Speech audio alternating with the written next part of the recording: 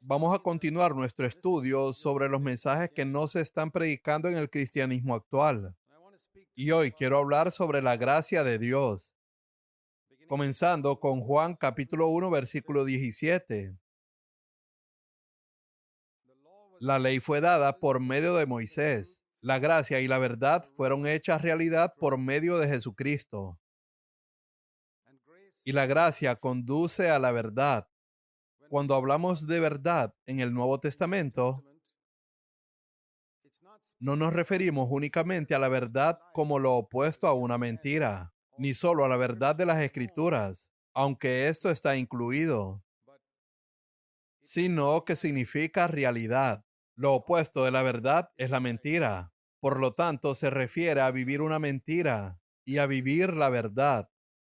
¿Sabes lo que significa vivir una mentira? Significa aparentar ser una cosa por fuera, pero ser algo completamente distinto por dentro. En el libro de Proverbios se habla de personas que te sonríen y te dan la mano, pero tienen dagas en su corazón contra ti. Hay muchísima gente así en el mundo. Eso es vivir una mentira. Así que la verdad de la que se habla aquí es vivir la verdad, no solo decirla.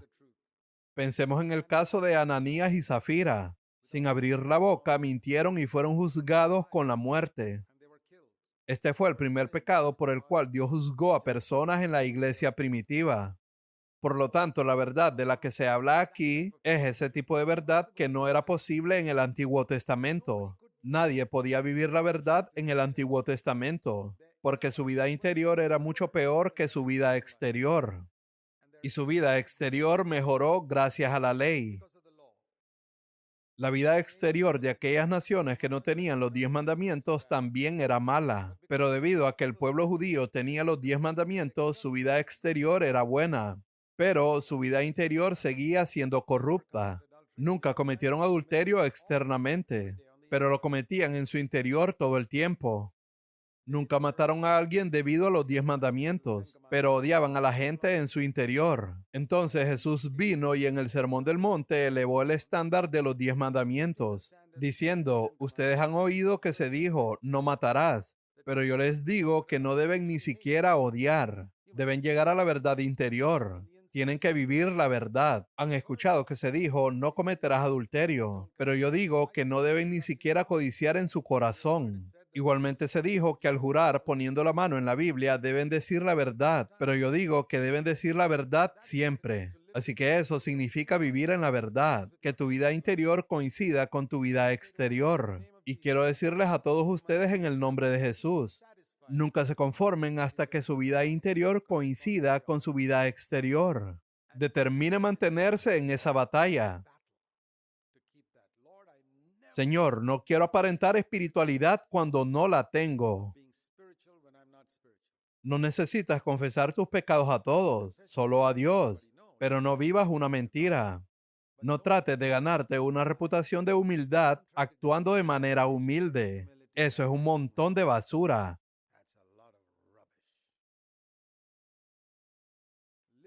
Vive la verdad. ¿Sabes que incluso una prostituta puede vivir la verdad?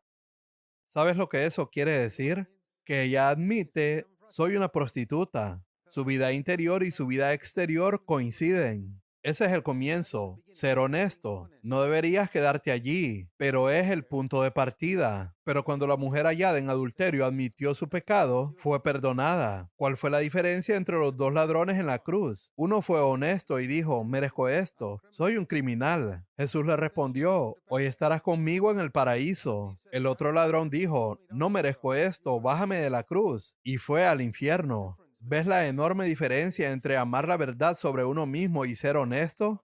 Entre pretender que todo está bien. El ladrón de la izquierda fue al infierno solo porque fingió estar bien. Y si tú finges que estás bien, estás en una condición muy grave. No tienes que confesar tus pecados en público, pero tampoco debes fingir. La verdad vino por medio de Jesucristo. Eso no era posible bajo el antiguo pacto, pero como la mayoría de los cristianos viven bajo el antiguo pacto, no tienen la verdad en sus vidas. En otras palabras, su vida exterior es mucho mejor que su vida interior. Y digo todo esto para los que están aquí. Si tu vida exterior es mucho mejor que tu vida interior, es porque todavía no has llegado a la verdad de la que habla el Nuevo Testamento. Pero puedes llegar ahí por medio de la honestidad, porque la honestidad requiere de humildad. El problema es que mientras más espiritual o superior te percibes de los demás, por ejemplo, si eres un anciano, más difícil se vuelve ser honesto porque sientes la presión de aparentar espiritualidad. Por eso hay muchos hipócritas entre los ancianos, incluso desde el primer siglo. De los 7 ancianos mencionados en Apocalipsis, capítulos 2 y 3, habían 5 que eran hipócritas. ¿Por qué llegaron a ser así? Porque siempre predicaban a los demás y nunca cuidaban de su propia vida. Creo que una persona que acaba de llegar a la iglesia puede amar fácilmente la verdad, porque no tiene una reputación que mantener. Se convirtió apenas ayer y dice, yo era un pecador y acabo de llegar a la iglesia, y no tiene una reputación que mantener y por eso le resulta muy fácil vivir en la verdad. Pero cuanto más tiempo pasas en la iglesia, más aumenta la posibilidad de volverte un hipócrita. Llegas a ser un anciano y aún así puedes ser el mayor hipócrita de todos, a menos que luches constantemente contra la mentira en tu espíritu todo el tiempo. La gracia está muy ligada con la verdad porque no puedes vivir esta vida sin gracia. Tu vida interior no puede coincidir con tu vida exterior si no tienes la gracia de Dios. Sin la gracia de Dios no podrás vivir en la verdad. Por eso la Escritura dice que la gracia y la verdad vinieron por medio de Jesucristo, y nadie pudo tener eso en el Antiguo Testamento. Cada persona en el Antiguo Testamento, incluso Juan el Bautista, tenía una vida interior que no alcanzaba el nivel de su vida exterior. Pero ahora, en el nuevo pacto, tenemos la maravillosa posibilidad de que nuestra vida interior y nuestra vida exterior crezcan de la misma manera. A medida que crecemos por dentro, crecemos por fuera de igual manera. Esa es la manera más fácil de crecer espiritualmente. De hecho, es la única manera. Cualquier cosa por debajo de eso es hipocresía. Si tu vida exterior está aquí arriba, pero tu vida interior está aquí abajo, eres un hipócrita. Tienes que elevar la vida interior hasta el mismo nivel y dejar que ambas crezcan en igual manera. Nunca intentes dar a los demás una impresión sobre ti que no sea cierta. A veces visito hogares y les pregunto a los niños, ¿se pelean entre ustedes? ¿Y qué crees que responden? Sí. Yo sé que se pelean, no necesito preguntarles para descubrirlo. Lo que quiero saber es si son honestos. Y te aseguro que casi todos esos niños me dicen que sí. Y yo les respondo, hay mucha esperanza para ustedes. Los que pretenden que no pelean son los padres. Los niños son honestos. Ellos dicen sí, peleamos. Los que fingen son los que tienen los mayores problemas. Recuerda esto en tu vida cristiana. No hay nada de malo en admitir el fracaso, pero cuando finges estás en gran peligro, porque Jesucristo vino a traer la verdad, y la verdad significa una ausencia total de hipocresía. Ahora, no me malinterpretes. No estoy diciendo que debas confesar tus pecados públicamente. Lo que digo es que no finjas. Espero que entiendas la diferencia. Ahora bien, la gracia es necesaria para vivir esta vida de verdad. Yo mismo tuve 2 crisis espirituales en mi vida. La primera cuando anhelaba poder y busqué el bautismo del Espíritu Santo. La segunda cuando le dije a Dios, quiero ser verdadero. Quiero que mi vida interior sea exactamente igual a mi vida exterior. No quiero sonreír fingiendo estar feliz cuando no lo estoy.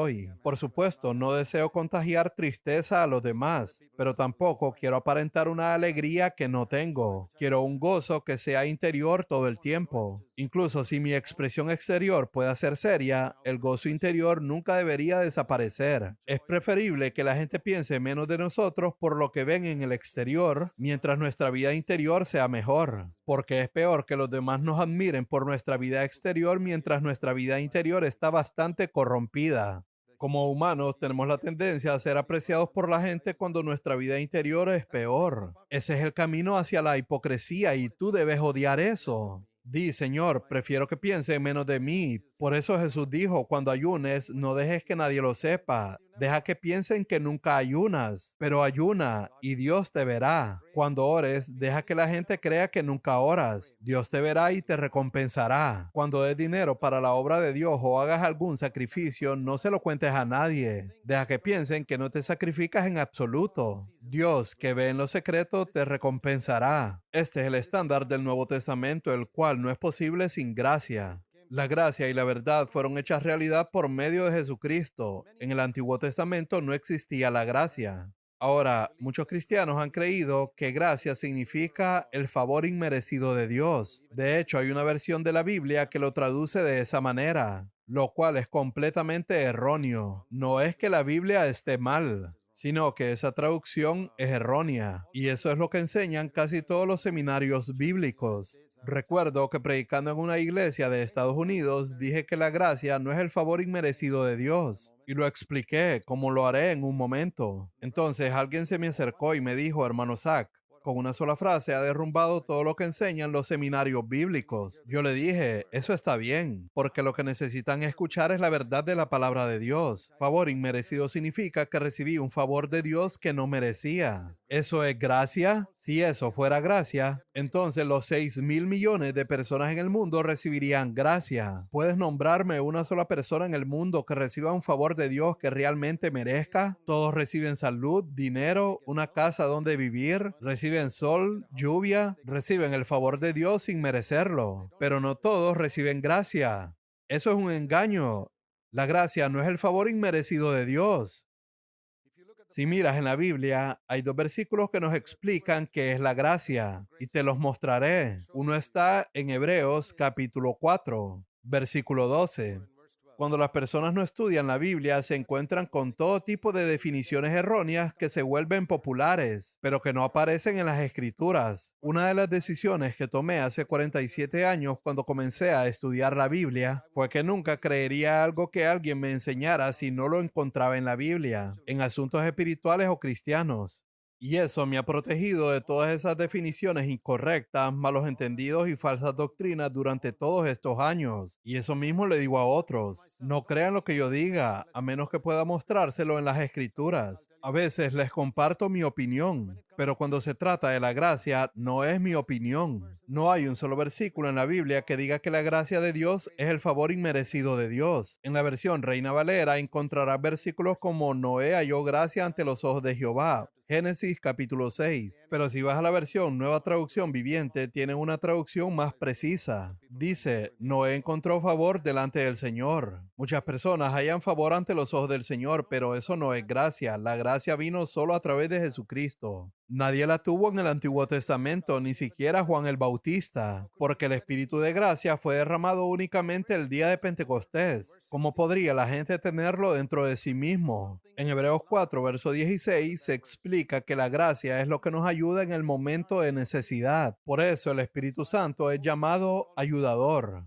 En Juan capítulo 14, la versión Reina Valera lo traduce como consolador, pero en otra versión dice ayudador. Jesús dijo, y yo le pediré al Padre y Él les dará otro ayudador. O dicho de otra forma, nos da gracia. ¿Gracia para qué? Para ayudarme en mi momento de necesidad. Y el verso 15 habla de la tentación. Dice, nuestro sumo sacerdote fue tentado en todo como nosotros, sin embargo, Él nunca pecó. Así que acerquémonos al trono de la gracia para recibir la misma ayuda en nuestro momento de necesidad. ¿Y cuál es tu momento de necesidad? Cuando eres tentado. Cuando eres tentado a codiciar, a enojarte, a amargarte, a tener celos, a vivir para ti mismo, a hacer tu propia voluntad, a no morir a ti mismo. Cuando eres tentado y sabes que necesitas gracia en tu momento de necesidad, y no la recibirás a menos que vayas al trono de la gracia y la pidas. No tienen porque no piden. Dice, acerquémonos con confianza al trono de la gracia para que recibamos misericordia. La misericordia es el perdón de nuestros pecados pasados. Misericordia y gracia no son lo mismo. Misericordia es una palabra del Antiguo Testamento. Esta abundaba en el Antiguo Pacto y se refiere al perdón de los pecados pasados. Pero la gracia es ayuda para el futuro. La misericordia se relaciona con el pasado y la gracia con el futuro. La misericordia estaba presente en el Antiguo Pacto, la gracia únicamente en el Nuevo Pacto. La gracia es la ayuda para vencer mi naturaleza pecaminosa y la misericordia es el perdón por los pecados que he cometido en el pasado a causa de esa naturaleza pecaminosa. Jesús nunca necesitó misericordia porque Él nunca pecó. pecó. ¿Él necesitó gracia? Ciertamente sí. A la gente le sorprende oír eso y preguntan, ¿de verdad Jesús necesitó gracia? Bueno, si piensas que la gracia es un favor inmerecido, entonces claro que no la necesitó, porque todo lo que Jesús recibió de Dios fue merecido. Pero la gracia no es favor inmerecido. Y te mostraré con las escrituras cómo desde su nacimiento hasta su muerte Jesús recibió gracia. La gente es ignorante porque no lee la Biblia con atención. Y cuando uno predica la verdad bíblica, piensan que uno está predicando una falsa doctrina. Una de las cosas que me sucedió cuando fui bautizado en el Espíritu Santo fue que recibí una nueva Biblia y un Nuevo Testamento. No nueva porque fue escrita por otra persona, sino porque la misma Biblia cobró vida. Mis ojos se abrieron para ver muchas cosas que nunca antes había visto. Y aquí está una de ellas, en Lucas capítulo 2. Una de las primeras cosas que se escribió sobre Jesús después de su nacimiento y su presentación en el templo es esta. Esto fue cuando aún era un niño.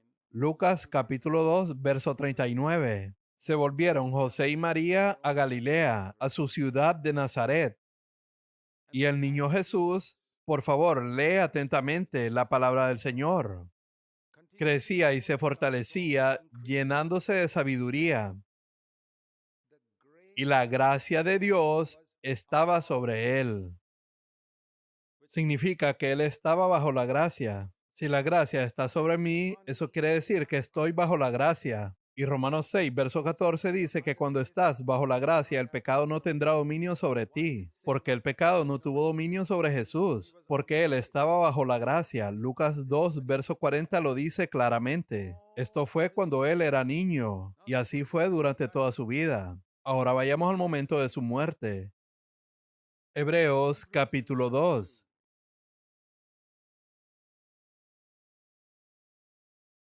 Este es uno de los mensajes que no se están predicando en el cristianismo. Vemos aquí en Hebreos capítulo 2, versículo 9,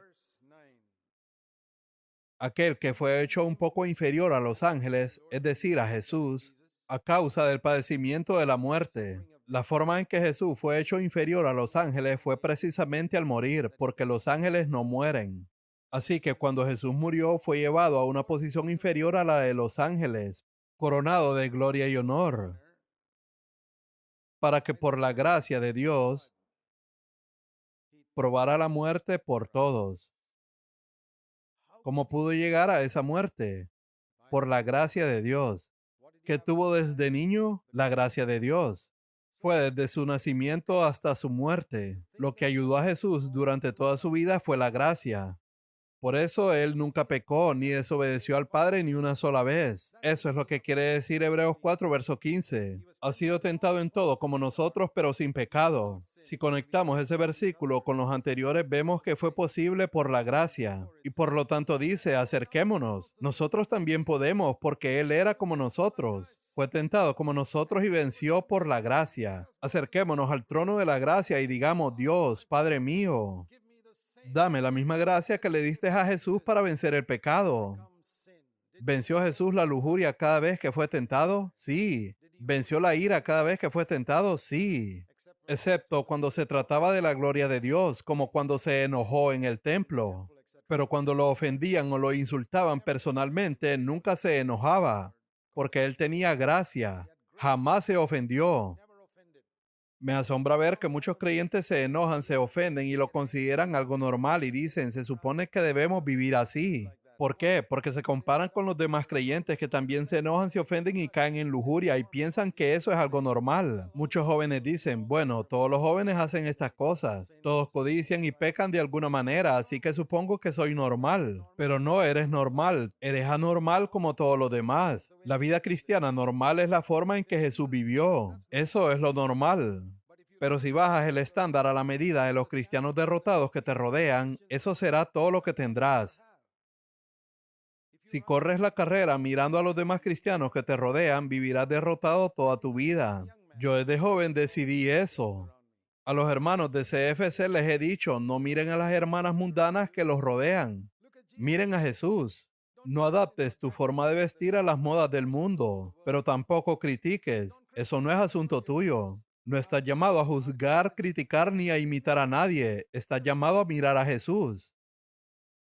Así es como te mantendrás puro de este mundo. Si no sigues a Jesús, te volverás mundano, crítico y perjuicioso. Ambas cosas están mal. Algunas personas evitan lo mundano, pero se vuelven perjuiciosos. Y te diré algo, ser crítico y perjuicioso es 1.000.000 de veces peor que ser mundano. Y muchos lo hacen y no se dan cuenta de eso.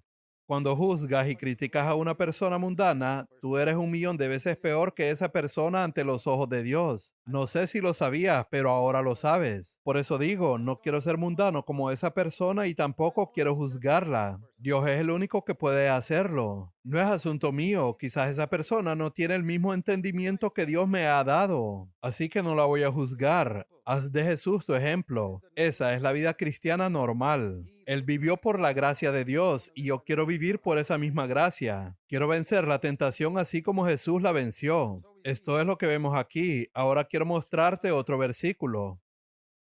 En el libro de Zacarías, capítulo 12, ahí hay una profecía del Antiguo Testamento sobre lo que Dios haría en el día de Pentecostés. Sabemos que en ese día Él derramó su espíritu. Y en Zacarías capítulo 12, versículo 10 dice, derramaré sobre la casa de David y sobre los habitantes de Jerusalén el espíritu de gracia y de súplica. Ese es el espíritu que nos impulsa a orar con dependencia hacia Dios para recibir gracia. Y me mirarán a mí. Versículo 10. Así que cuando el espíritu de gracia es derramado sobre nosotros, miramos a aquel a quien hemos traspasado con nuestro pecado. Me lamentaré y no miraré a los demás cristianos mundanos para juzgarlos. Y no imitaré a otros cristianos. Y no me apegaré a algunos predicadores. Miraré a Jesús y estaré conectado con Él y me lamentaré porque yo lo traspasé. Imagina vivir tu vida cristiana de esta manera, negándote a mirar a otros cristianos mundanos, negándote a depender de hombres de Dios y diciendo, Señor, quiero estar conectado contigo, quiero mirar a aquel a quien traspasé con mis pecados y quiero lamentarme. ¿Puedes imaginar cómo sería tu vida dentro de 6 meses viviendo de esa manera? Tu crecimiento espiritual sería inmenso.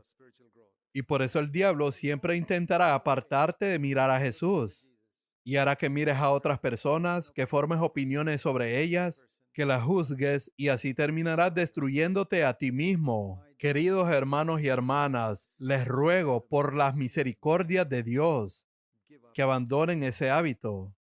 Déjenlo ya. Las hermanas ancianas que se dedican a juzgar a los demás, cuando dejarán ese mal hábito. Y ustedes, hermanos ancianos que se creen muy sabios, cuando abandonarán este hábito y se volverán a mirar a aquel a quien traspasaron. Sí, el espíritu de gracia se derramará más y más sobre tales personas. Cuando el apóstol Pedro escribió su carta, él tuvo que usar cierta expresión en Primera de Pedro, capítulo 5, versículo 12, en la última parte. Les he escrito brevemente, exhortando y testificando que esta es la verdadera gracia de Dios. Ahora bien, ¿cuándo se necesita usar la palabra verdadera? Solo cuando existe una falsificación. Si yo te doy un periódico, no tengo que decirte, este es el verdadero, porque nunca he visto una versión falsificada de un periódico. Nadie pierde el tiempo haciendo periódicos falsos. Pero si te doy un billete de 100 rupias, quizás tenga que aclararte que es un billete verdadero, porque existen falsificaciones. Si Pedro en el primer siglo, unos 35 años después de Pentecostés, haya tenido que decir, esta es la verdadera gracia de Dios, significa que incluso en ese tiempo ya existía una falsa gracia. Así pues, la falsa gracia no es un fenómeno del siglo actual, porque ya existía en el primer siglo, y los apóstoles tuvieron que luchar contra esto, explicando a la gente, eso no es la gracia, esta es la verdadera gracia de Dios, y Pedro lo escribe en esta carta. En Primera de Pedro, capítulo 4, verso 1, quien ha padecido en la carne ha terminado con el pecado, es decir, pasaje resto de tu vida haciendo la voluntad de Dios. Eso es maravilloso. Esta es la verdadera gracia de Dios, cuando dejas de pecar y dedicas tu vida a hacer la voluntad de Dios. Esa es la verdadera gracia de Dios, dejar de pecar y hacer la voluntad de Dios por el resto de tu vida. Primera de Pedro, capítulo 4, verso 1. Ahora quiero mostrarles algo en el libro de Judas. Es el penúltimo libro del Nuevo Testamento. Sabemos que Romanos es un libro maravilloso que explica el Evangelio. Pero ¿sabías que si Judas hubiera escrito lo que planeaba originalmente, habríamos tenido otra carta como Romanos, explicando el Evangelio, porque esa era su carga? Hoy diríamos, ¿por qué escribir otro libro como Romanos? Bueno, recuerda que en aquellos días no existía la Biblia, y Romanos no circulaba ampliamente para que todos tuvieran una copia de él. Muchas personas que estaban con Judas no tenían una copia de Romanos, y él sentía la carga de explicarles qué era la justificación y la salvación. Él estaba decidido a escribir una larga carta para explicar todo esto, explicar el tema acerca de la salvación. Pero el Espíritu Santo lo detuvo, le dijo, no, quiero que escribas sobre algo más. Y eso es lo que él mismo explica en el versículo 3. Amados, por el gran empeño que tenía de escribirles acerca de nuestra común salvación, he sentido la necesidad, por medio del Espíritu Santo, de escribirles exhortándolos a luchar ardientemente por la fe, que de una vez para siempre fue entregada a los santos. ¿Por qué? Versículo 4. Pues algunos hombres se han infiltrado encubiertamente. Esa es una expresión que necesitamos mucho en la iglesia de hoy. Cuando un hermano anciano no cuida bien las puertas de la iglesia, muchas personas se infiltran sin ser notadas. Son como las serpientes que se arrastran por debajo de la puerta. Hay un pequeño espacio entre la puerta y el suelo y la serpiente entra mientras estás dormido. A la mañana siguiente te levantas y dices, ¿cómo entró la serpiente si la puerta estaba cerrada? Sí, pero había un pequeño espacio entre la puerta y el suelo. Y la serpiente no entró caminando, sino arrastrándose. Así también hay personas que no son verdaderos discípulos de Jesús y se han infiltrado en nuestras iglesias sin que nos demos cuenta. Llegaron porque un hermano o una hermana o un pariente los invitó y dijeron, esta es una muy buena iglesia, hacen buenos paseos, buenas comidas y durante las conferencias hay 3 días de comida gratis. Vamos allá. No vinieron para ser discípulos de Cristo, sino que han venido por diversión. No asisten a las reuniones de oración, pero sí a los paseos. Estas son las personas que se han infiltrado sin ser notadas, porque el hermano anciano estaba dormido y ni siquiera se da cuenta de que ahora la serpiente anda arrastrándose por toda la casa. Ten mucho cuidado con aquellos que se han infiltrado. Sucedió en aquellos días y aún sigue sucediendo. Pero los apóstoles predicaron fuerte.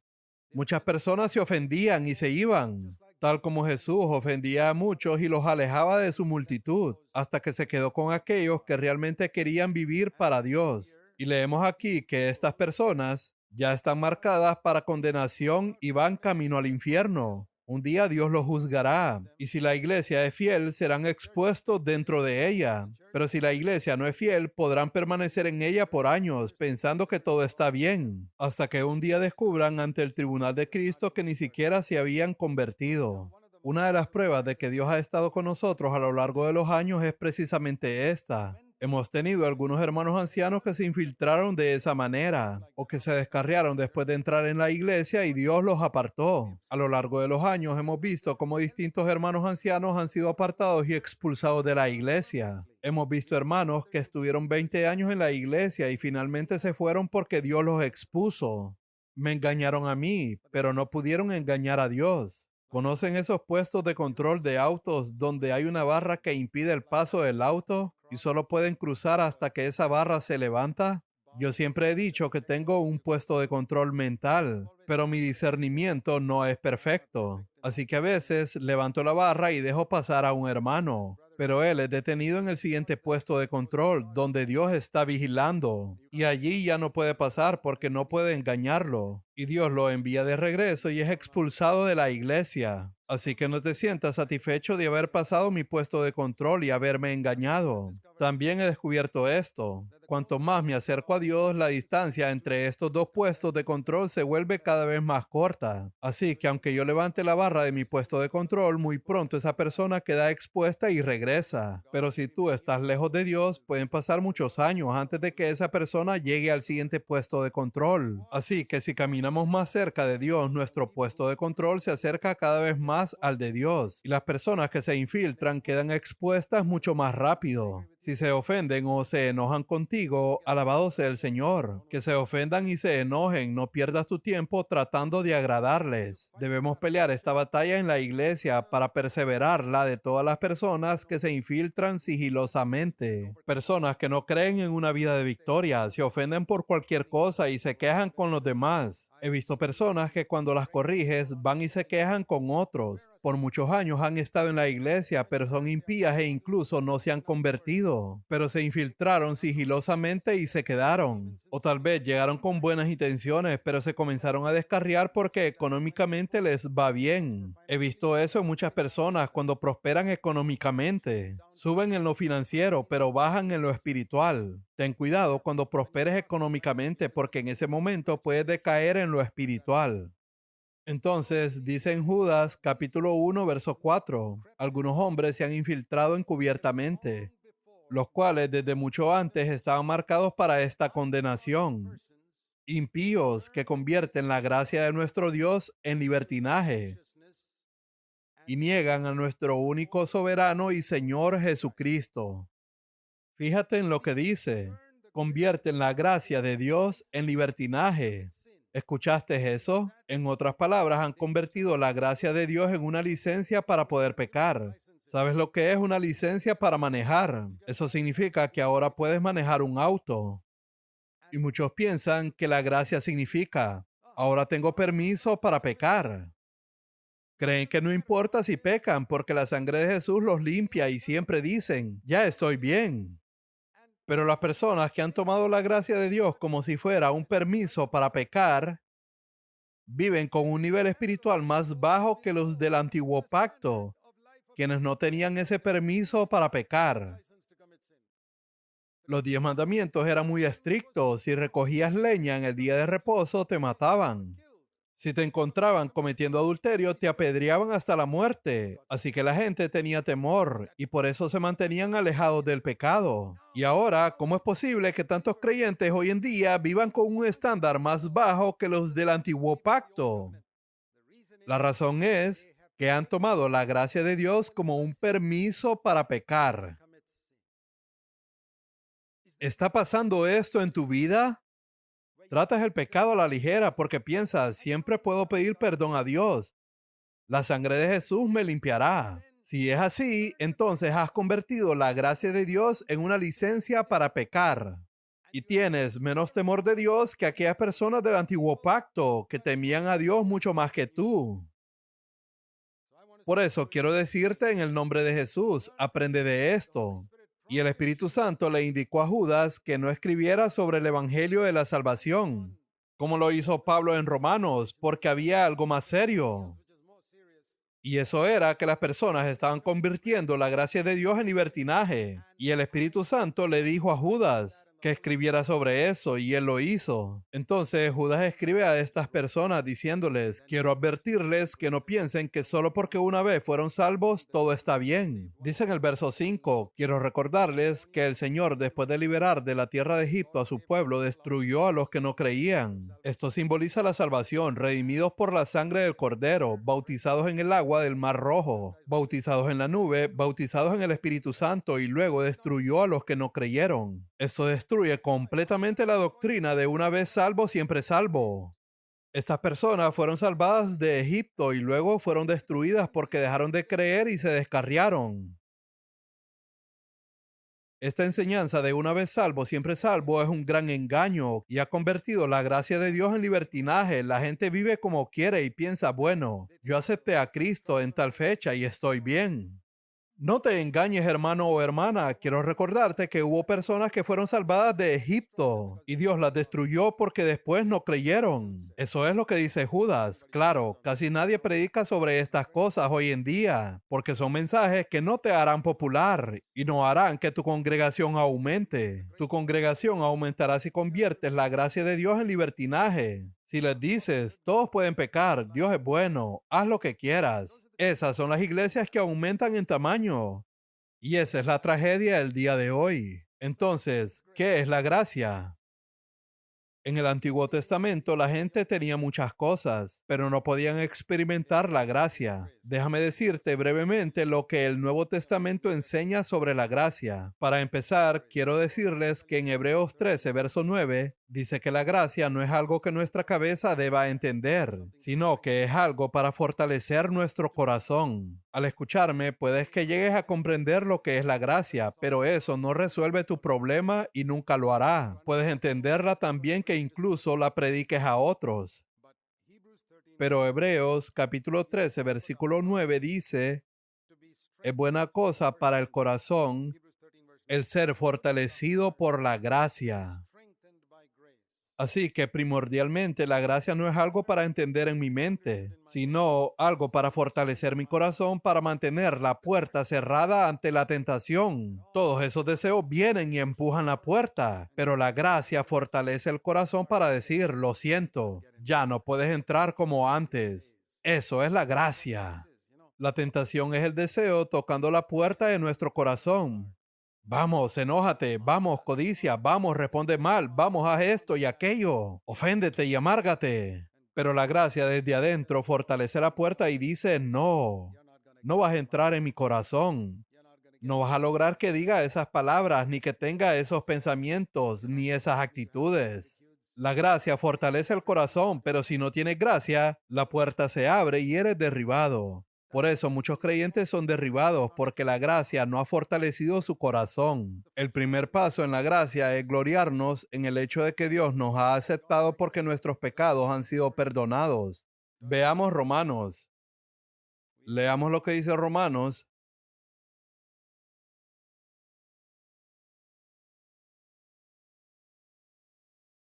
en el capítulo 3, versículo 24. Todos somos justificados gratuitamente por su gracia. Eso es lo primero. No puedes comenzar si tu pasado no ha sido completamente tratado. Tu pasado lleno de pecado, maldad y desobediencia a Dios no solo debe ser perdonado, sino que Dios debe declararte justo. Tú, hijo mío, hija mía, eres justo por gracia, no porque lo merezcas, sino porque mi hijo murió por ti. Su justicia te ha sido acreditada. Por gracia, tú eres justificado. Si no comienzas aquí, estás sobre un fundamento inestable. Debes estar absolutamente convencido de que Dios te ha perdonado por completo y te ha aceptado. Romanos 5, verso 2 dice lo mismo. Romanos capítulo 5, verso 2. En Cristo, por medio de quien también hemos obtenido entrada por la fe a esta gracia, en la cual estamos firmes y nos gloriamos. La palabra gloriamos va más allá de solo regocijarnos. Significa saltar de alegría por la esperanza de la gloria de Dios. ¿Tu salvación te hace saltar de alegría? ¿O solo dices débilmente, sí, hermano, creo que soy justificado? Entonces, no lo has entendido. Tú eres como un criminal que ha sido condenado a ser ejecutado. Pero en lugar de eso, Dios te nombra como primer ministro. Y no solo eres liberado de la prisión, sino que ahora eres el primer ministro de un país. Claro, esas cosas nunca suceden en el mundo. Solo Dios hace cosas así. Imagina que deberías ser ejecutado, pero ahora te han nombrado como el primer ministro. ¿Eso no te emociona ni un poco? Debemos gloriarnos en la esperanza de la gloria de Dios. Entonces sabrás que realmente has sido justificado. Y debemos vivir en ese gozo todo el tiempo. Ese es el poder de la sangre de Jesucristo. Creo que muchos de nosotros, como creyentes, no valoramos ni apreciamos realmente lo que la sangre de Cristo ha hecho por nosotros. Romanos 5, verso 9 dice, habiendo sido ahora justificados por su sangre, seremos salvos. Nos gloriamos. Eso es lo primero que hace la gracia. Lo segundo, a partir de ahí pasamos al paso número 2. Muchas personas no llegan al segundo paso porque no han vencido correctamente en el primero. Debes gloriarte en la gloria de Dios y decir, Dios me ha perdonado, soy justificado y soy aceptado. No tengo que cubrir mi rostro cuando entro en la presencia de Dios. Los ángeles quizás deban hacerlo, pero yo no. Los serafines cubren su rostro ante Dios, pero yo hablo con Él cara a cara. ¿Por qué? Porque Cristo vive en mí y yo estoy en Cristo. Debes de gloriarte en eso. No permitas que el diablo te robe esa confianza por lo que Cristo hizo por ti. Luego leemos en Romanos 6, verso 14, que dice, el pecado no tendrá dominio sobre ustedes. Ese es el siguiente paso. Una vez que mi pasado ha sido resuelto por la gracia, el siguiente paso es que el pecado ya no domine mi vida, porque ahora estoy bajo la gracia, así como Jesús. Ya no estoy bajo la ley. Estar bajo la ley significa luchar constantemente por cumplir los mandamientos y nunca poder cumplirlos. Pero cuando la gracia entra en mí, me da el poder para cumplirlos. Es como empujar un auto o subirse, encender el motor y dejar que la dirección asistida haga su trabajo. ¿Has oído de la dirección asistida? Este sistema moderno en los autos que te permite girar el volante con un simple toque, muy distinto de los tiempos antiguos cuando uno tenía que esforzarse mucho. Es increíble, la gracia es así, como la dirección asistida y un acelerador sensible que te impulsa con fuerza. Empujar el auto para moverlo de un lugar a otro es como decir, tengo que cumplir los mandamientos. Eso es vivir bajo la ley. Pero la gracia es diferente. Es otro poder el que mueve el auto, no el tuyo. Ese mismo poder incluso gira el volante, no eres tú. Es la gracia. Es como manejar una moto. No tienes que empujarla. Hay un poder dentro del motor que la mueve. La próxima vez que manejes un auto o una moto, recuerda esto. Así es la gracia. Así debemos vivir la vida cristiana. Hace 200 años, cuando no existían los autos ni las motos, si le hubieras dicho a alguien que podríamos movernos a 150 kilómetros por hora, se habrían reído de ti, pero hoy en día podemos hacerlo. Del mismo modo, muchos cristianos no creen que la gracia de Dios pueda impulsarlos hasta la misma presencia de Dios. Dicen, no, eso es imposible, y siguen viviendo como la gente que vivía en los siglos pasados. Así que el segundo paso es, el pecado no puede dominarte. La verdadera gracia de Dios es que el pecado no tenga dominio sobre ti, sino que tú domines sobre el pecado. El tercer paso está en 2 Corintios, capítulo 9, versículo 8. La gracia nos hace suficientes para toda situación, no solo para el pecado, no solo para la tentación. 2 Corintios 9, verso 8 dice, Dios puede hacer que toda gracia abunde para ustedes, a fin de que teniendo siempre lo suficiente en todas las cosas, abunden para toda buena obra. ¿Has notado que en ese versículo hay 7 adjetivos que expresan el grado máximo de la gracia? Ese es el versículo más asombroso sobre la gracia en toda la Biblia. Y Dios puede hacer que toda gracia abunde siempre, todo lo suficiente, en todas, abunden para toda. Hay 7 adjetivos en un solo versículo que trata sobre la gracia. Eso significa que la gracia es suficiente para cualquier necesidad que tengas. Y conoces el otro versículo muy conocido en 2 Corintios 12, verso 9. Te basta mi gracia. No hay ninguna necesidad que pueda enfrentar en toda mi vida para la cual la gracia de Dios no sea suficiente. Pablo tenía una enfermedad que nunca fue sanada, pero la gracia fue suficiente para ayudarlo a vencerla. Aunque nunca fue sanado, él fue un vencedor. Dios en su sabiduría a veces permite que ciertas limitaciones permanezcan en nosotros, pero aún así podemos vencer por medio de la gracia, más que las personas que no tienen esa discapacidad. Eso es lo que la gracia puede hacer. La gracia puede hacer que una persona coja sea más vencedora que alguien que camina con dos piernas. Así es. La gracia hizo que Fanny Crosby, quien era ciega, escribiera miles de himnos y conociera la gracia de Dios de una manera que muchas personas con ambos ojos abiertos no pueden experimentar. Personas con limitaciones físicas pueden vencer por la gracia y ser más que vencedoras. Hay muchos casos así en la historia. La gracia es tan poderosa que puede hacer que un ciego o un cojo sean 100 veces más capaces que una persona que puede ver y caminar. Ese es el poder de la gracia, suficiente para cada necesidad en nuestra vida. Es una suficiencia total. E imaginemos lo que la gracia puede hacer con aquellos de nosotros que tenemos piernas, ojos, que tenemos oídos, pero tenemos que ser débiles para que Dios nos dé gracia. Hablaremos de eso en un momento. También quiero mostrarte en la misma conexión, segunda de Timoteo, capítulo 2, versículo 1.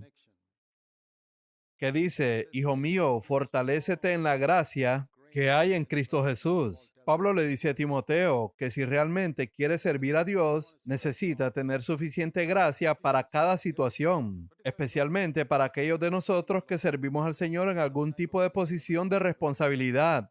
Y te digo que servir al Señor no es fácil. Es el trabajo más difícil que cualquiera puede tener. El presidente de los Estados Unidos tiene una tarea bastante fácil en comparación con la de un hombre que sirve a Dios. Él lucha contra los terroristas, pero nosotros contra el diablo y los demonios. ¿Quién es más poderoso? ¿Tienes alguna duda de si los demonios o los terroristas son más poderosos? Un siervo de Dios lucha contra los demonios y el diablo y tiene la tarea más difícil de todas. Y mientras más efectivo seas como siervo de Dios, más te convertirás en un blanco del enemigo. Claro, Satanás intentará derribarte por todos los medios, pero la gracia es suficiente. Si la gracia no estuviera disponible, todos habríamos sido derribados hace mucho tiempo. La gracia es suficiente para advertirnos de antemano sobre las trampas de Satanás, para prepararnos para cada ataque del enemigo para que no seamos derribados.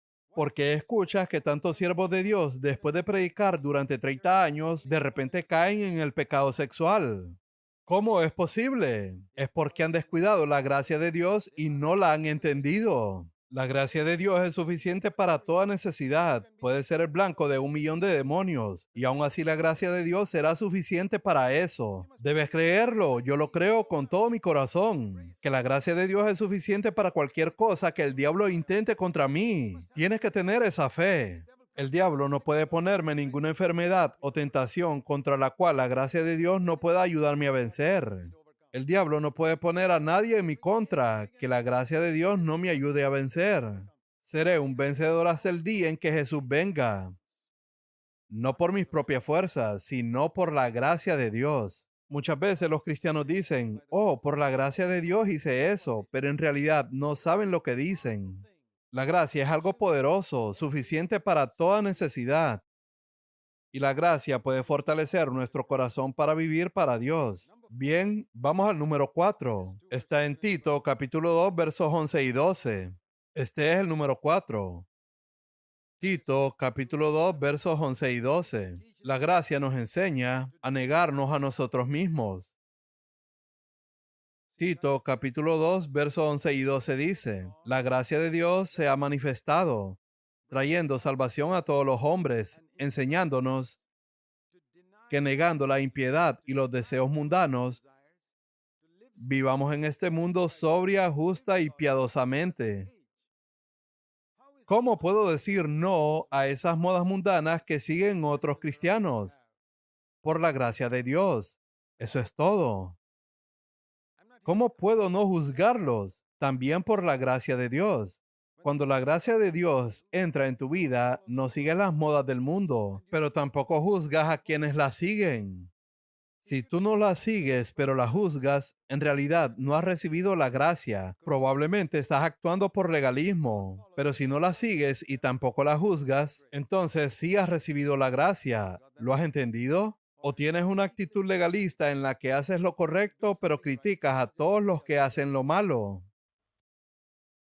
¿Sabes? Puedo mirar a personas que hacen muchas cosas de manera diferente a mí y no las juzgo en absoluto. Por ejemplo, yo no celebro la Navidad, pero no juzgo a quien sí lo hace. Puedo ir a una casa donde están cantando alrededor de un árbol de Navidad y pensar, bueno, que Dios los bendiga. Si esa es la verdad que ellos tienen y lo hacen para la gloria de Dios, perfecto. Yo no tengo que hacerlo, pero no tengo problema con eso. No me importa si una mujer usa joyas, no es asunto mío juzgarla. Yo no uso joyas, pero no la juzgo. Y lo mismo pasa con tantas otras cosas, pero no estoy aquí para juzgar a nadie. Si alguien quiere vivir de cierta manera o gastar su dinero de cierto modo, es asunto suyo. Yo no los imito, pero tampoco los juzgo. Eso es lo que hace la gracia. Y si realmente has recibido la gracia, así es como vivirás. De lo contrario, serás un legalista hasta el día en que Jesús regrese y te llevarás una gran sorpresa. Pensabas que eras muy santo y el Señor te dirá que eras peor que esas personas. Y tú dirás, ¿yo era peor, Señor? Sí, pasaste tu vida juzgándolos. Eras el mayor legalista de todos. No te lleves una sorpresa cuando Cristo regrese. La gracia de Dios nos enseña a negar la impiedad y los deseos mundanos y a vivir de manera sensata, justa y piadosa en este tiempo presente como personas temerosas de Dios. Es la gracia de Dios la que nos hace temerosos de Dios. Ahora vamos al número 5. Vamos a la carta a los Colosenses. Colosenses 4, verso 6 nos enseña que la gracia de Dios nos hace amables en nuestra manera de hablar. Colosenses 4, verso 6 dice que su conversación sea siempre con gracia. Esto significa que debe haber gracia en mi conversación. No debo ser grosero con la gente. Jesús fue firme en su manera de hablar, pero nunca fue grosero. Debes distinguir entre hablar con firmeza y ser grosero. Ser grosero es cuando insultas a alguien o humillas a alguien intencionalmente. Jesús fue muy fuerte y la persona más fuerte que he oído hablar es Jesucristo, porque nos amó mucho, pero nunca fue grosero. Y nosotros no debemos ser groseros con nuestros hijos ni con nadie. Los matrimonios no deben ser groseros entre ellos. Puede haber momentos en los que tengamos que ser fuertes al hablar, que su conversación sea siempre con gracia. Debe haber gracia en la manera en que hablamos. Dice aquí, para que sepan cómo deben responder a cada persona. No hay una forma estándar.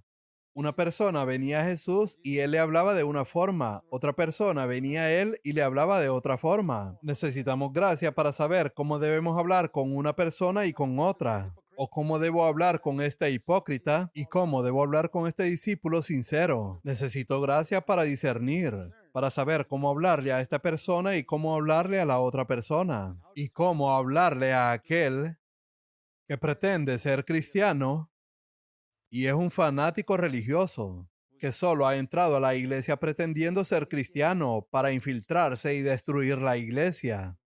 Y cómo hablarle a esta otra persona que es un discípulo sincero que está derrotado, pero se esfuerza por seguir al Señor. También cómo hablarle a un niño y cómo hablarle a cada persona. Vamos al número 6. Está en 2 Corintios capítulo 8 versículos 1 al 9. Aquí dice acerca de la gracia que nos hace generosos con nuestro dinero. 2 Corintios 8, verso 9 dice, porque conocen la gracia de nuestro Señor Jesucristo, que siendo rico, sin embargo, por amor a ustedes se hizo pobre, para que por medio de su pobreza ustedes llegaran a ser ricos. Dice en el verso 1, les damos a conocer la gracia de Dios que ha sido dada en las iglesias de Macedonia. Verso 2, que en grande prueba de tribulación la abundancia de su gozo y su extrema pobreza abundaron en las riquezas de su generosidad. Eso significa que aunque eran pobres, dieron dinero para ayudar a los creyentes necesitados. La gracia nos hace generosos para ayudar a los pobres. La gracia nos libera de ser tacaños con nuestro dinero y nos enseña a dar. Si todavía eres tacaño y mezquino con tu dinero, hay un aspecto de la gracia de Dios que aún no has experimentado. Puede que recibas mucho. Hay personas que solo reciben y siguen recibiendo. Ellos son los creyentes más pobres de todos, aunque no se dan cuenta. Los creyentes más ricos que he conocido son los que son generosos y que han aprendido a dar. Ellos son los más bendecidos, porque la palabra de Dios se cumple. Más bienaventurado es dar que recibir. Ahora vamos al último, el número 7. La gracia nos ayuda a ejercer un don específico dentro del cuerpo de Cristo. Romanos 12, versículo 6. Aquí dice, tenemos dones diferentes según la gracia que se nos ha dado. A unos profecía, a otros servicio, a otros enseñanza, a otros exhortación, a unos dar dinero, a otros liderazgo. Es una gracia ejercer un don en específico. Eso también es gracia. La palabra carisma, de donde obtenemos la palabra carismático, proviene del griego y significa dones de gracia. Caris es gracia. Carisma son dones de gracia. Dones que Dios me da por su gracia para capacitarme para hacer qué, para comunicar gracia a otras personas. Yo nunca podría predicar si Dios no me hubiera dado el don de profecía para poder comunicar gracia a otros, no solo instruir a la gente intelectualmente, sino comunicar gracia. Y quiero decirles, dice aquí, escuchen con atención, a cada uno se le ha dado gracia. La gracia se da a cada uno de nosotros en diferente medida, diferentes tipos de dones, y tienes que ejercerlos. Finalmente, vamos a este versículo tan conocido en Primera de Pedro, capítulo 5, verso 5. Dios da gracia a los humildes. En cada situación, si te humillas y dices, Señor, quiero humillarme, no quiero enorgullecerme ante los ojos del mundo ni de la iglesia, sino que quiero humillarme. Encontrarás a Jesús allí y encontrarás gracia. El mayor objetivo del diablo es hacer que te creas superior a los demás. Él te dirá, hermano, mira cómo Dios te está usando ahora. Algunos te despreciaron, pero mira cómo te usa ahora. Eres insensato si escuchas al diablo. Estarás perdido. Dile al diablo que se calle y que no le vas a escuchar. Humíllate cada día y cada año más y más, y la gracia de Dios será abundante sobre ti. No tienes que convencer a nadie de que Dios está contigo o que Él te está usando. Ellos lo verán y serán bendecidos. Y cuando sean bendecidos, ten cuidado de no enorgullecerte. Humíllate aún más. Bien, llegó el momento de la oración.